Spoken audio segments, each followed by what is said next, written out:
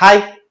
Cinematography, cinema இதெல்லாம் பார்க்கணும்னா first நம்ம 5Cஸ்னா என்னன்னு தெரிஞ்சுக்கணும்.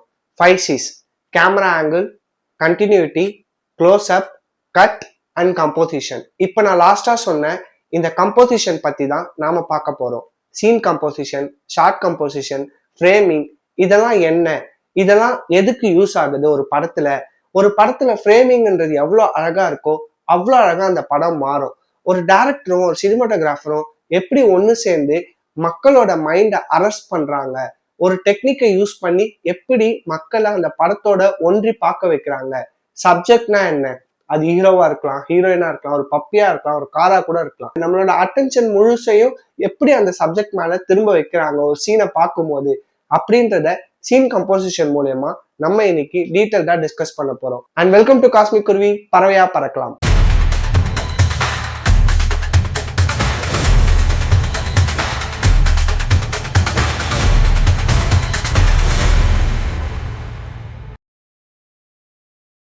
First technique focal point. இந்த ஃபோக்கல் பாயிண்ட் சீன் கம்போசிஷன் அப்படின்றது it's like who is the பாஸ்னு டிசைட் பண்றது.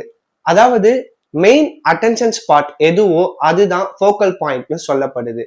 இப்போ ஒரு சீன் எவ்வளோ பிஸியா இருந்தாலும் சரி, எவ்வளோ கிளம்ஸியா இருந்தாலும் சரி, அந்த சீன்ல நம்மளோட பிரெயின் ஆட்டோமேட்டிக்கா எந்த சப்ஜெக்டை நோக்கி போகணுமோ அந்த சப்ஜெக்டை நோக்கி நம்மள பாயிண்ட் பண்றதுதான் இந்த ஃபோக்கல் பாயிண்ட். இந்த வீடியோல ஃபுல்லா ஜிகர்தண்டா மூவில என்ன மாதிரி சீன் கம்போசிஷன் பண்ணிருக்காங்கன்னு சொல்லி எக்ஸாம்பிளுக்கு எல்லாத்தையுமே நான் சொல்றேன். இந்த சீனை எக்ஸாம்பிளுக்கு எடுத்துக்கங்களேன். இப்போ இந்த சீன்ல நம்மளோட விஷன் டைரக்டா அசால்ட் சேது சைட் தான் போகுது. ஏன்னா அதுதான் இந்த சீன்ல ஃபோக்கல் பாயிண்டா இருக்கு. இந்த ஃபோக்கல் பாயிண்ட்ஸ்க்கு அடுத்தது நெக்ஸ்டா வர்றது ரூல் ஆஃப் தேர்ட்ஸ். இந்த ரூல் ஆஃப் தேர்ட்ஸ்ன்றது ரொம்பவே காமன் அண்ட் இம்பாக்டான ஒரு கம்போசிஷனா பார்க்கப்படுது. இந்த ரூல் ஆஃப் தேர்ட்ஸ் எப்படி நான் புரிஞ்சுக்கணும்னு சொல்றேன். உங்களோட சீன்ல 2 ஹரிசாண்டல் லைன்ஸ் 2 வெர்டிக்கல் லைன்ஸை வரைஞ்சி பாருங்க. அந்த 2 ஹரிசாண்டல் லைன்ஸ் 2 வெர்டிக்கல் லைன்ஸோட 4 இன்டர்செக்ஷன் பாயிண்ட்ஸ்ல உங்களோட சப்ஜெக்டை பிளேஸ் பண்ணீங்கன்னா அதுதான் ரூல் ஆஃப் தேர்ட்ஸ். ஏன்னா நம்மளோட பிரெயின் யூஸ்வலாவே ரியல் லைஃப்ல எல்லாத்தையுமே ஸ்ட்ரெயிட்டாவோ இல்ல சென்டர் பிளேஸ்லயோ வச்சு பார்க்காது. கொஞ்சம் சைட்ல தான் வச்சு பார்ப்போமே, டில்டடா தான் பாக்குறோம்.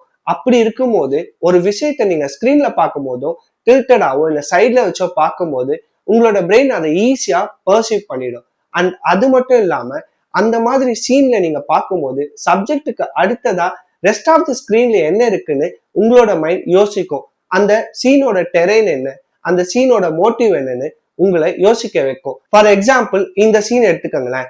இந்த சீன்ல கார் வருது, அந்த கார் ரூல் ஆஃப் தட் பிளேஸ்மெண்ட்ல இருக்கு. அந்த கார் ரூல் ஆஃப் தட் பிளேஸ்மெண்ட்ல இருக்கும்போது அந்த காரை பார்த்த உடனே நெக்ஸ்ட் நம்மளோட பிரெயின் எங்க போகுது, அந்த எம்டி பொட்டல் கார்டுக்கு போகுது. எதுக்கு அந்த எம்டி பொட்டல் கார்டு அங்க இருக்கு, என்ன ஆக போகுது, அங்க யாருமே இல்லாத இடத்துக்கு எதுக்கு இந்த கார் வருது, அந்த கார்ல யாரு இருக்கா அப்படின்னு ஆப்வியஸா உங்களுக்கு கியூரியாசிட்டியை கிரியேட் பண்ணும். ஒரு சின்ன ஃப்ரேமிங்கை வச்சு இவ்வளோ அழகா ஒரு படத்தோட உங்களை ஒன்றிணைக்க முடியும் அப்படின்னா அதுக்கு தான் இந்த ரூல் ஆஃப் தேர்ட்ஸ் யூஸ் பண்றாங்க. இந்த ரூல் ஆஃப் தேர்ட்ஸ்ன்றது தமிழ்ல மட்டும் இல்ல, ஹாலிவுட், பாலிவுட்னு எல்லா ஃபீல்ட்லயும் எல்லா சினிமாட்டிக் லாங்குவேஜஸ்லயும் இது ரொம்பவே ஃபேமஸான அண்ட் இம்பாக்ட்ஃபுல்லான ஒரு கம்போசிஷனா பார்க்கப்படுது. Next golden triangle. இந்த கோல்டன் ட்ரையாங்கிள் அப்படின்றது 2 சப்ஜெக்டை ஒரே சீன்ல வச்சு அந்த 2 சப்ஜெக்ட் மேலேயுமே ஆடியன்ஸோட அட்டென்ஷனை திருப்புறது தான் இந்த கோல்டன் ட்ரையாங்கிள். அதாவது 2 ஃபோக்கல் பாயிண்ட்ஸ் இருக்கும். நான் இப்ப இங்க காட்டுற மாதிரி அந்த 2 ஃபோக்கல் பாயிண்ட்ஸ் மேலேயுமே ஆடியன்ஸோட அட்டென்ஷன் இருக்கணும் அப்படின்றதுக்காக யூஸ் பண்றதுதான் இந்த கோல்டன் ட்ரையாங்கிள். ஃபார் எக்ஸாம்பிள் இந்த சீன்ல சித்தார்த்தும் இருக்காரு, ஆடுகளம் நரேனும் இருக்காரு. அவங்க 2 பேரோட எக்ஸ்பிரஷனும் முக்கியம், அவங்க 2 பேரோட ரியாக்ஷனும் முக்கியம். அந்த சீனோட காமெடி பிளஸ் சீரியஸ்னஸ் ரெண்டுமே தெரியணும் அப்படின்றதுக்காக இந்த கோல்டன் ட்ரையாங்கிள் கம்போசிஷனை யூஸ் பண்ணிருக்காங்க. அதே மாதிரி இந்த சீன்ல சவுந்தரோட எக்ஸ்பிரஷனும் தெரியணும், அதே போல அசால் சேதுவோட பிரில்லியன்ஸும் தெரியணும். சவுந்தர் பயப்படுறது பிளஸ் அசால் சேதுவோட பிரில்லியன்ஸ் இவங்க 2 பேரோட எக்ஸ்பிரஷனும் தெரியணுன்றதுக்காக இந்த சீன்லயும் இந்த கோல்டன் ட்ரையாங்கிள் கம்போசிஷனை யூஸ் பண்ணிருக்காங்க. அது மட்டும் இல்லாம கோல்டன் ட்ரையாங்கிள் கம்போசிஷனை டென்ஷன் ரைஸ் ஆகுறத காமிக்கிறதுக்கும் யூஸ் பண்ணுவாங்க. ஆப்வியஸா இந்த சீன்ல எவ்வளவு டென்ஷன் ரைஸ் ஆகும்னு படம் பார்த்த உங்களுக்கே நல்லா தெரியும். Centre position and close up composition. இது ஒரு கேரக்டரோட ஒரு சப்ஜெக்டோட ஆளுமையை காட்டுறதுக்காகவும் அந்த சப்ஜெக்ட் எவ்வளவு முக்கியம், அந்த சப்ஜெக்டோட ரியாக்ஷன் எவ்வளவு முக்கியம், நடிப்பு எவ்வளவு முக்கியம், அந்த சப்ஜெக்ட் தான் அந்த சீனையே ஷோல்டர்ல தாங்குறாங்க அப்படின்றத காட்டுறதுக்காக இந்த centre position and close up கம்போசிஷனை யூஸ் பண்ணுவாங்க. ஃபார் எக்ஸாம்பிள் இந்த சீன் எடுத்துக்கோங்களேன். இந்த சீன்ல சித்தார்த் அந்த ரியாலிட்டி ஷோல ரிஜெக்டட் அப்படின்னு சொல்லும் போது அவரோட ஷாக்கிங் எக்ஸ்பிரஷனும் சோகமான எக்ஸ்பிரஷனையும் காட்டிட்டு அடுத்த சீன்லயே ஒரு ப்ரொடியூசர் அவரோட படத்தை ப்ரொடியூஸ் பண்ணுன்னு சொன்னோன்னு அதே ஷார்ட்டை வச்சு அதே சீன் கம்போசிஷன் வச்சு அவரோட ஹாப்பி ஃபேஸை காட்டுவாங்க. ஸோ அவரோட ரியாக்ஷன் எவ்வளவு இம்பார்ட்டன்ட் அப்படின்றத காட்டுறதுக்காக இந்த centre position close up scene கம்போசிஷனை யூஸ் பண்ணியிருக்காங்க. அதாவது ஒரு கேரக்டரோட ஒரு சப்ஜெக்டோட ரியாக்ஷன் இம்பார்ட்டன்ஸை காட்டணும் அப்படின்றதுக்காகவும் ஒரு கேரக்டரோட ஆளுமையை காட்டுறதுக்காகவும் இந்த சென்டர் பொசிஷனை நிறைய படத்துல யூஸ் பண்ணுவாங்க. Next leading lines. இந்த லீடிங் லைன்ஸ்ன்றது ஒரு சப்ஜெக்ட் மேல நம்மளோட ஃபோக்கஸை திசை திருப்புறது, அதாவது ஆடியன்ஸை நம்ம கண்ட்ரோல்ல எடுத்துக்கிறது.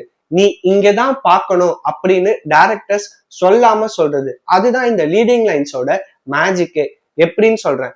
இப்போ அந்த சப்ஜெக்ட் இருக்குன்னா அந்த சப்ஜெக்டுக்கு நேரா ஒரு லைன்ஸை வரைஞ்சி அந்த சப்ஜெக்டுக்கு லீட் பண்ணுச்சுன்னா அதுதான் லீடிங் லைன்ஸ். இப்போ நீ இங்கதான் பார்க்கணும் அப்படின்னு சொல்றது. ஃபார் எக்ஸாம்பிள் இந்த சீனை எடுத்துக்கீங்களேன். இந்த சீன்ல அசால் சேது நடந்து போயிட்டு இருக்காரு. 2 லைன்ஸ் அவருக்கு லீட் பண்ணுது. அப்படி லீட் பண்ணும்போது அந்த சீனுக்குள்ள நம்ம போயிடுறோம். அந்த சீன்ல என்ன நடக்க போகுது அப்படின்னு ஒரு கியூரியாசிட்டியா அங்க கிரியேட் பண்ணுது. அது மட்டும் இல்லாம அடுத்து என்ன நடக்க போகுதுன்னு யோசிக்க வைக்குது. இப்போ அந்த சீன்ல நெக்ஸ்ட் என்ன நடக்கும்னு உங்களுக்கே தெரியும். அப்படி இருக்கும்போது நீங்க என்னவோ அந்த சீனுக்குள்ள இருந்து அந்த சீனை பாக்குற மாதிரி ஒரு ஃபீலை கொடுக்கும். இதுதான் லீடிங் லைன்ஸோட மேஜிக். இதே மாதிரி லீடிங் லைன்ஸ்ல இருக்க இன்னொரு டெக்னிக் தான் ஃபோக்கல் பாயிண்ட் லீடிங் லைன்ஸ். அதாவது ஃபோக்கல் பாயிண்ட்ஸும் லீடிங் லைன்ஸும் கம்பைன் பண்றது.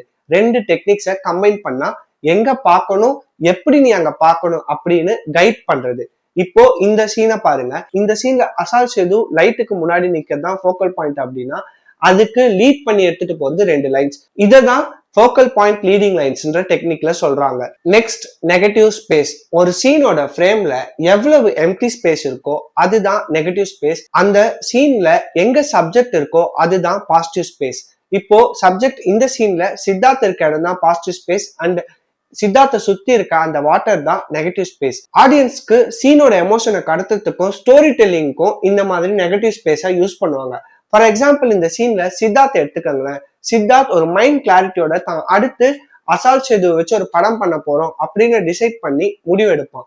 அவன் எவ்வளவுக்கு எவ்வளவு அவன் மைண்ட் கிளியரா இருக்கு அப்படின்றத காமிக்கிறதுக்காக அவனை சுத்தி இருக்க வாட்டரை அவ்வளவு கிளியரா காமிச்சு அந்த சீனோட எமோஷனை கடத்திருப்பாங்க.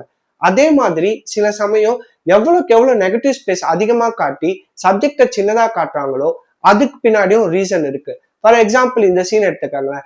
இந்த சீன்ல அவ்வளோ நெகட்டிவ் ஸ்பேஸ் இருக்கு. பின்னாடி கிளியரா ஒரு ஸ்கையை கொடுத்து சின்னதா அசால் சேதுவை காமிச்சிருக்காங்க. இதுக்கு ரீசன் இவ்வளவு நேரம் அசால் சேதுன்றவன் ரொம்ப பெரிய ஆள்னு நினைச்சிட்டு இருந்தான். ஆனா நானும் சாதாரண ஆள் தான் அப்படின்னு புரிய வச்சது இவ்வளவு பெரிய ஸ்பேஸ்க்கு பின்னாடி அசால் சேதுவை சின்னதா காமிக்கும் போது அது ஆடியன்ஸ்க்கு ஈஸியா கடத்த ட்ரை பண்ணிருக்காங்க. இதுதான் negative space scene composition. Next extreme close up. இந்த மாதிரி extreme close up scene composition எதுக்கு யூஸ் பண்ணுவாங்கன்னா ஒரு கேரக்டரோட இம்பார்ட்டன்ஸை காமிக்கிறதுக்கு, அந்த கேரக்டர் அப்போ பேச போற டயலாகோட இம்பார்ட்டன்ஸை காமிக்கிறதுக்கு, இல்ல ரியாக்ஷனோட இம்பார்ட்டன்ஸை காமிக்கிறதுக்கு, ஆக்டிங்கை காமிக்கிறதுக்காக இந்த மாதிரி எக்ஸ்ட்ரீம் க்ளோஸ் அப் யூஸ் பண்ணுவாங்க. ஃபார் எக்ஸாம்பிள் இந்த சீன் எடுத்துக்கோங்களேன்.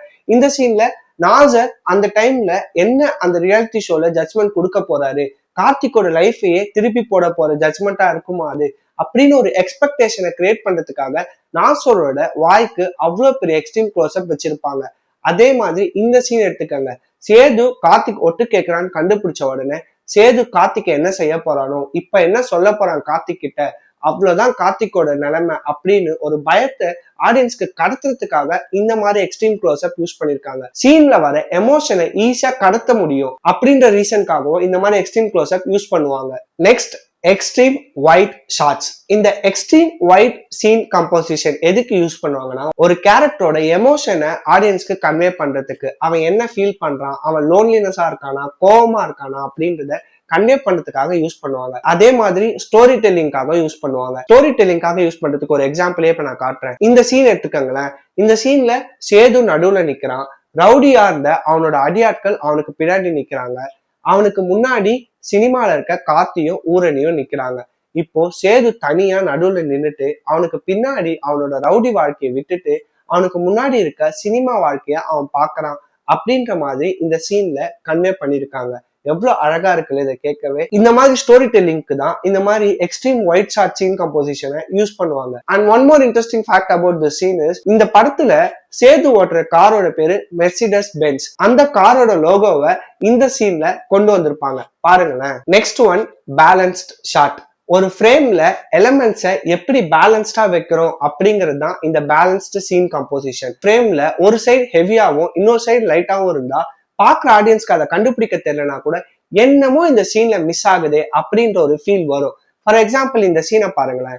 இந்த சீன்ல ஏதோ ஒன்று மிஸ் ஆகுதுன்ற ஒரு ஃபீல் வரும். இந்த சீனோட ரியல் கம்போசிஷன் இப்படிதான் இருக்கு, இதையும் பாருங்க.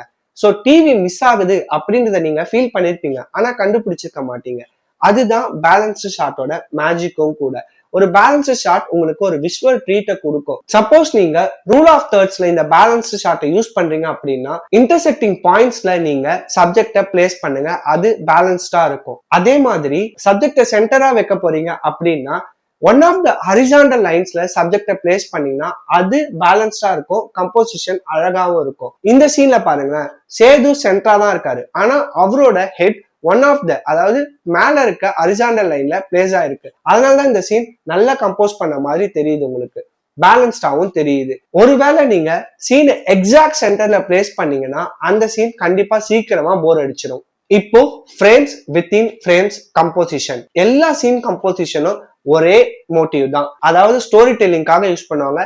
அப்படி இல்லைன்னா சீன்ல இருக்க சப்ஜெக்ட் மேல ஆடியன்ஸோட அட்டென்ஷனை திருப்பறதுக்காக யூஸ் பண்ணுவாங்க. நான் ஆல்ரெடி சொல்லியிருந்தேன். இந்த மாதிரி ஃப்ரேம்ஸ் வித்தின் ஃப்ரேம்ஸ்ல சீன்ல ஒரு ஷேப்பை வச்சு, அதாவது ஸ்கொயரோ இல்ல சர்க்கிளோ இல்ல ட்ரையாங்கிளோ ஏதோ ஒரு ஷேப்பை வச்சு அதுக்குள்ள சப்ஜெக்டை அரெஸ்ட் பண்ணி ஆடியன்ஸோட அட்டென்ஷனை அதுல திருப்புறது தான் இந்த frames within frames டெக்னிக்கே.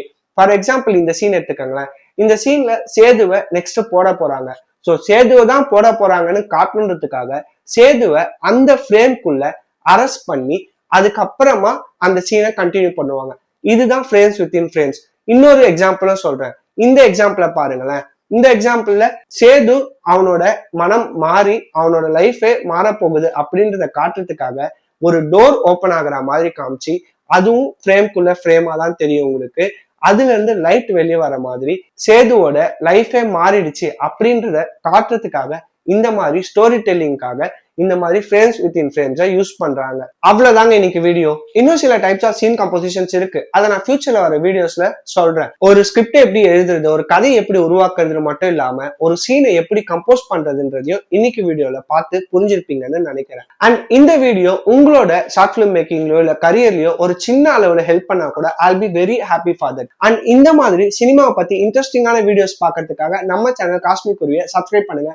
And that's it, signing off, Cosmic Kurvi from Sparrows to everything becomes a question. And thank you so much. Bye bye.